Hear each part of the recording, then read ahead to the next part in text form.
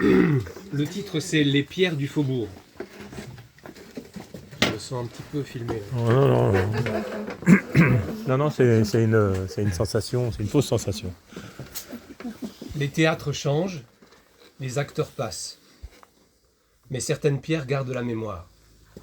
Il suffit parfois d'un mot pour qu'elles se souviennent. La porte du 207 rue du Faubourg Saint-Antoine donnait sur un porche si étroit que la lumière de la rue semblait hésiter avant d'y entrer. Au fond du couloir se trouvait une cour pavée, profonde, silencieuse, comme hors du temps et loin de la rumeur de la ville. C'est à cette adresse que j'achetai mon premier appartement. Une jeune banquière, que je trouvais particulièrement jolie et que mon enthousiasme amusait, trouva le moyen de soutenir mon projet. Quant à la propriétaire de ce studio, elle accepta de me le vendre pour la simple raison qu'elle adorait un comédien que je connaissais. J'étais alors jeune acteur, tout juste sorti du Conservatoire national, et je m'apprêtais à jouer l'un des plus grands rôles du répertoire, Hamlet. Corps et âme, je me consacrais au théâtre, et le théâtre allait désormais décider de ma vie. Mon logement occupait l'aile gauche de la cour, au rez-de-chaussée d'un bâtiment ancien adossé à un magnifique hôtel particulier presque toujours fermé. Dès le premier jour, je ne sus jamais exactement pourquoi, mais je ressentis dans cet endroit une impression singulière. Celle d'être arrivé dans un lieu qui semblait attendre quelque chose. Un matin d'hiver, une fuite se déclara sous l'évier de ma petite cuisine. L'eau s'infiltrait derrière une plaque de plâtre que l'humidité avait déjà gondolée. Dans un premier temps, je pris un simple couteau pour en dégager le bord. Le plâtre se fendit net. Et très vite, en grattant ce plâtre, je sentis sous mes doigts une pierre plus froide et plus dure que les autres. Cette pierre était ancienne, bien plus ancienne que le reste du mur, qui était une sorte d'assemblage grossier, comme si quelqu'un avait voulu y cacher quelque chose. J'achetai à la hâte un burin pour en dégager le mortier, et bientôt je distinguai la forme nette d'un angle. Je frappai de nouveau, et devant ma trouvaille, je restai un instant immobile. Ce n'était pas une pierre, c'était une marche. Dès cet instant, quelque chose s'empara de moi qui ressemblait à la joie d'un enfant, chasseur de trésors. Je ne pouvais pas en rester là, je redoublai d'efforts et frappai de nouveau, mais plus vite. Le mortier cédait par plaques, la poussière m'aveuglait, et bientôt une seconde marche apparut, prise dans la maçonnerie comme un os dans la terre. Je travaillais désormais avec une sorte de hâte fiévreuse. Les coups résonnaient dans la pièce vide, tout comme les battements de mon cœur dans ma poitrine. En creusant, j'imaginais les fossoyeurs dans Hamlet, retournant la terre des morts pendant qu'un prince parle d'éternité. Et frappant cette pierre, une réplique résonnait en boucle dans ma tête. Qui me fend le crâne ? Je frappais encore. Qui me fend le crâne ? Je frappais de nouveau. Qui me fend le crâne ? J'avais commencé par réparer un mur, et j'étais en train de mettre au jour quelque chose de bien plus ancien que ma propre voix. À partir de ce moment-là, il me fut impossible de penser à autre chose. Le jour, j'apprenais mes rôles, j'allais aux auditions, mais dès la nuit tombée, je revenais inlassablement à ce mur. Je creusais comme un fou, comme un fossoyeur dans sa propre maison, comme un prisonnier qui sait qu'un passage existe là, derrière ce mur. Bientôt, quelques marches apparurent. Elles étaient toutes usées en leur centre, comme si des générations de pas les avaient façonnées. Certaines nuits, je restais longtemps à regarder cette descente étroite, partagée entre ma curiosité enfantine et une appréhension inexplicable. Un soir, enfin, j'atteignis la dernière marche, et la dernière pierre céda. Il y avait là une cavité noire. L'air en sortit comme un souffle. Je pris une lampe, et au bas de cet escalier s'ouvrait une petite salle voûtée, presque vide. Les murs de pierre brute absorbaient la lumière, et la voûte basse semblait retenir les sons comme une paume fermée. J'improvisai quelques chants pour en éprouver l'acoustique, et le son me revint, mais il ne revint pas comme un simple écho. Intrigué, je dis au hasard quelques vers d'Hamlet. Maintenant je suis seul. Oh, qu'ai-je à faire le gueux et quel servage me tient ? Qui me fend le crâne ? Et c'est alors que les mots me revinrent plus graves. légèrement retardées, comme si quelqu'un les reprenait après moi dans une respiration différente, beaucoup plus lentement, presque méditée. Je revins le lendemain, puis le surlendemain, et toutes les nuits qui suivirent. Cette cave devint mon lieu secret de répétition. Elle agissait sur moi comme un maître.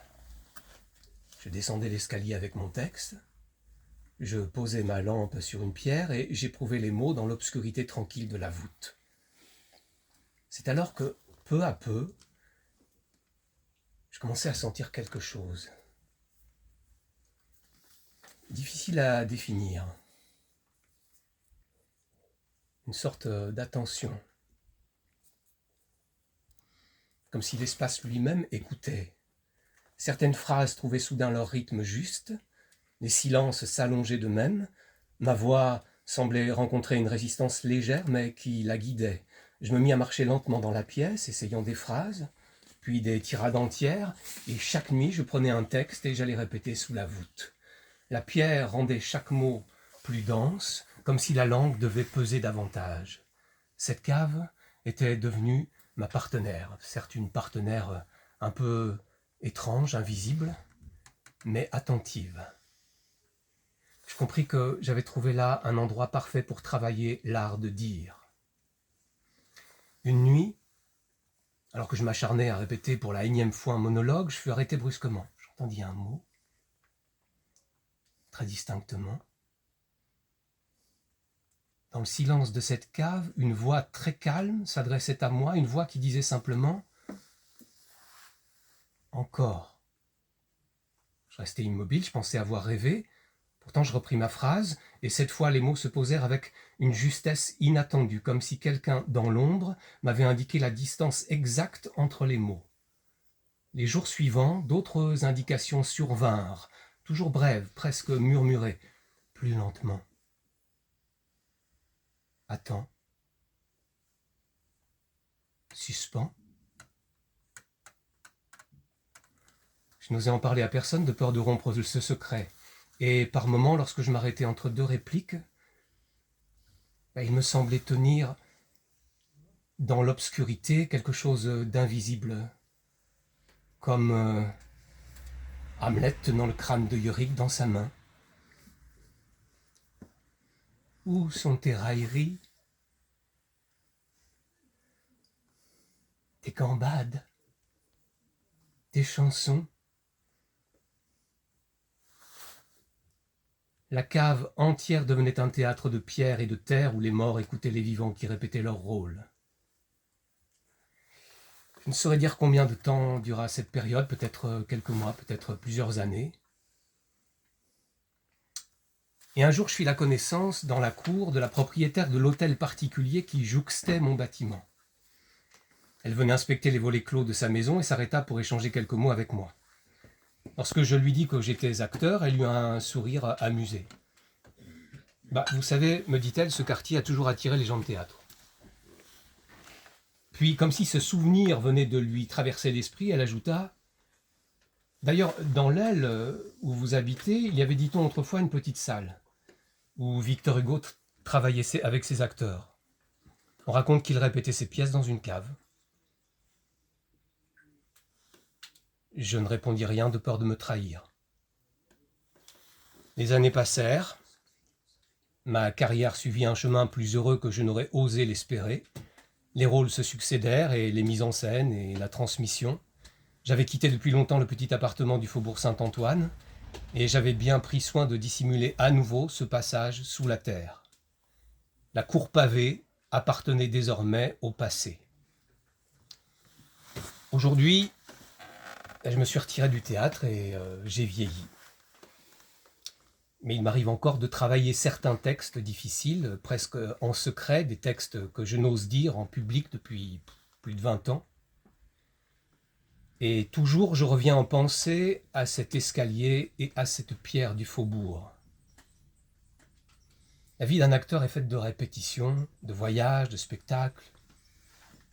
Les lieux se succèdent, les scènes changent, et pourtant, certains espaces continuent de vivre en nous. Cette cave du faubourg fut un de ces lieux. Ah oui, et j'oubliais, pendant toutes ces années, une phrase s'est comme murmurée en moi.